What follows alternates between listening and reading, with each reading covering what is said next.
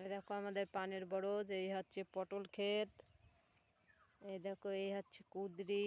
তো কুঁদরি এখনো মাচায় উঠেনি, নিচে লতা আছে। পটলের ফুল ছোঁয়াচ্ছে, তারপরে গিয়ে আমরা পটল তুলবো ছোঁয়ানো হয়ে গেলি। তো দেখো পটল তুলছি এবার। পটল তুলে হাটে নিয়ে যাওয়া হবে, আজকে আমাদের হাটবার। এদিকে দেখো আমার মা আর ছেলে পটল তুলছে। এইদিকে দেখো আমার মা পটল তুলছে। এদিকে